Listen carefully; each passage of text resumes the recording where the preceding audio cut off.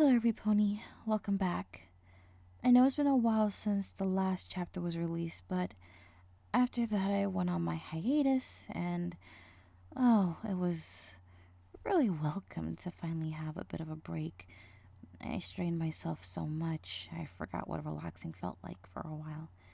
But now it's time to get back to it. It looks like we finally get to see Twilight and Spike, which I was informed sometime way back that they would appear.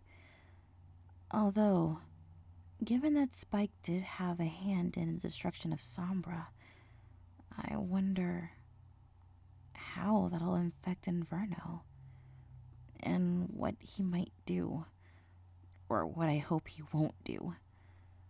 But I guess it's time that we see the events unfold. Inverno in F minor. Written by Craig Dinkwell. Chapter 18. Introducing Sir Spike in F minor. Presenting Twilight Sparkle and the Honorable Sir Spike the Brave and Glorious, The guard announced to the entire throne room, while nearby ponies bowed as the lilac unicorn and the baby dragon entered. Cadence instead rose from the crystal throne and trotted over to Twilight. "Twilight!" Cadence called out as the two of them met in the middle, sharing the same welcoming grin that the unicorn had before they initiated their traditional greeting. "Sunshine, sunshine, ladybugs awake. Clap your hooves and do a little shake." Spike rolled his eyes as the two mares giggled. Of course, having been around the unicorn mare as long as he had, he was very familiar with the greeting of Twilight's former foal-sitter. But after a while, the rhyme and dance got old for the little drake. "Hey, Cadence." Twilight nuzzled the older alicorn. "How have you been doing?" "I'm doing well," Cadence answered. "I didn't know you were coming back here so soon, Twilight." "Same here," the unicorn admitted. "Princess Celestia sent me here, to be honest." "Let me guess. Inverno?" "Sombra's foal." Twilight nodded. "Yep, that's what I'm here for. I have to see if there's anything that could be done with his magic. Now, I was made aware that he already has a teacher here at the Empire, but Celestia sent me to see if there was anything I could do to help him with his magic. In other words, a bit of insurance in case something goes wrong." "I see." Cadence nodded. She turned to the baby dragon. "Hey there, Spiky. How's it been, little buddy?" "Oh, nothing much. Just keeping myself busy," Spike said.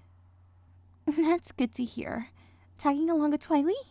"Well, I am her #1 assistant after all. Plus, by the look of things, it looks like the Empire is doing pretty well." Cadence rubbed one of her forelegs.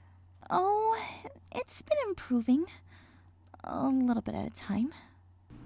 "Aw, don't be like that. I'm sure you and Shining can handle it." "Speaking of which," the Princess of Love muttered as she turned to a few nearby guards. "Would you please escort Twilight and Spike to find my husband?" After they saluted, Cadence added to Twilight. "Sorry, but I still have some work to take care of. I'll see you two for dinner tonight?" "Of course." Twilight smiled. "We'd be glad to." The crystal guards escorted the heroes of the Empire through the palace's corridors.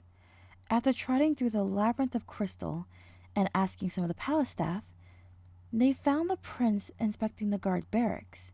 As they entered the room filled with bunk beds, chests, and guards, standing at attention, they saw shining armor as he went from guard to guard, making a few comments along the way. "Polish that helmet! Straighten out that locker! Keep that blanket tucked!" Shining said from one guard to another. "BBBFF!" The prince turned around to find his little sister dashing through the barracks. Shining blinked. "Twilight? What are you doing here?" Sir Spike in the barracks! One of the guards shouted, and in unison, every guard that stood at attention saluted as the baby dragon entered. At ease? Spike said in confusion, and as quickly as they saluted when he appeared, the crystal guards dropped their hooves. Well, this is unexpected.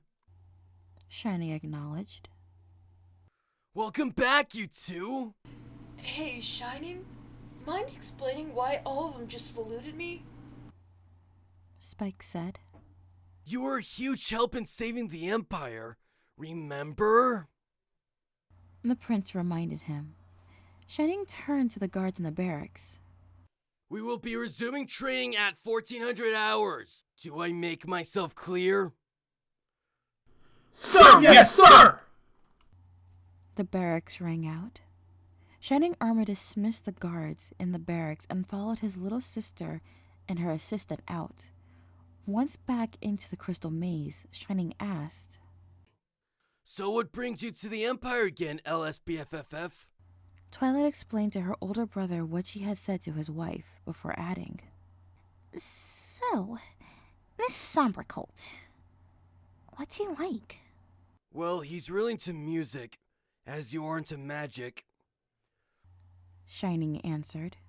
For a little guy, he's curious with nearly everything around him since, you know. He was locked up in the dark for a long time. Oh, and there's something really important that the two of you should know. What's that? Spike asked, and Shining Armor warned. Whatever you do, don't make him angry. Trust us, he has already caused some damage to the palace already. And we're trying to be careful not to let any pony get hurt. I know, Shining. Twilight told him. The princesses have already told us what to watch out for. So don't worry. Just show me the little guy, and I'll take care of the rest. All right. Shining said. As they got closer to the music room, they could hear Somepony playing a very complex piece on its keys. You're crazy. Play all that back? A young voice spoke up after the music died down.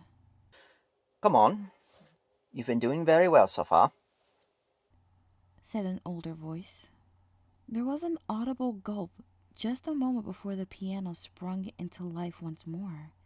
As they entered, Spike and Twilight saw, sitting at the piano, a very young and extremely pale unicorn sitting by the piano with an older stallion.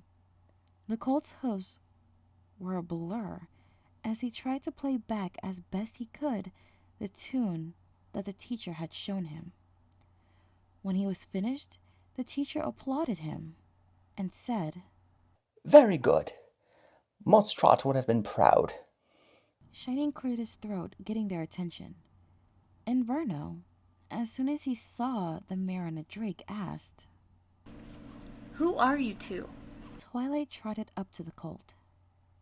Hello there. My name is Twilight. The young unicorn blinked. And? I was sent by Princess Celestia to study how your magic works. She explained. Inverno leaned over until he was able to see the dragon. So, who's the other one? He asked, getting off the piano bench. And what is he? The baby drake walked up to the colt and offered his open claw. Hey there, name's Spike. Spike the dragon. Inverno stared at him, slowly hardening his gaze, and said harshly, What? It's Spike. Spike? As in Spike the dragon that killed my papa, Spike? He interrogated.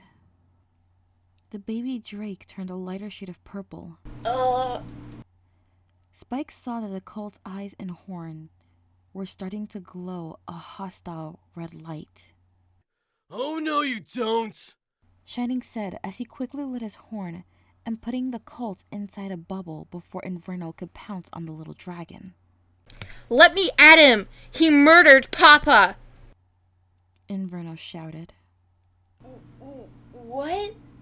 Spike asked, nervously stepping back. The pale unicorn pounded on his shield, his horn ablaze, as Shining was struggling to keep the colt from killing the Empire's hero, the stallion's bubble cracking. Twilight! Professor! A little help! At the same time, Twilight lit her own horn to strengthen the shield as Key turned to the piano. The eldest stallion hesitated for a moment, trying to concentrate on what to play while the colt was having a conniption and thrashing inside the bubble. Let me out! He killed Papa! Inverno demanded. Any time, Professor! Shining said. Then an idea came to Key Signature's head, and he started playing what was on his mind. The little unicorn continued to scream. He's the monster! He should be the one to be killed, not Papa! Spike was taken completely aback at this. Sure, he had heard demeaning comments about him being a dragon before, but none of the things he'd heard ever included some pony who wanted him dead. Inferno, listen to me! Shining called out for the angry unicorn's attention. Killing Spike won't do you any good. Yes, it will. Inverno snapped at him. If he was the one that blew up Papa, then he must be too. What difference would it make?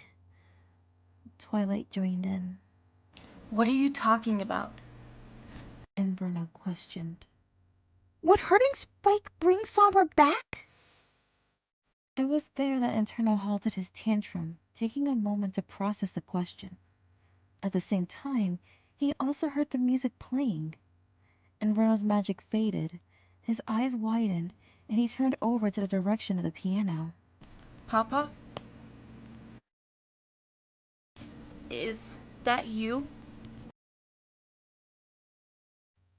Inverno asked, catching every pony off guard. It was here that the professor ceased playing. What? Huh? Inverno shook his head. He looked around confused, at which point Shining decided to drop the shield. You alright, kid? Shining asked. The colt turned to him, but he also got a glance of the dragon as well. Inverno didn't say anything. He marched out of the room, but before he left, he paused for a moment at the baby dragon as he passed by and spat in his face. Inferno! Shining said. He started to make his way out of the room, but stopped in front of Spike, who was wiping the spit off of his face. This may take a while. I think so. He answered. You alright, Spike? Shining turned back to his sister. I'll go try to talk to him. Twilight nodded and watched her baby BFF go after the colt.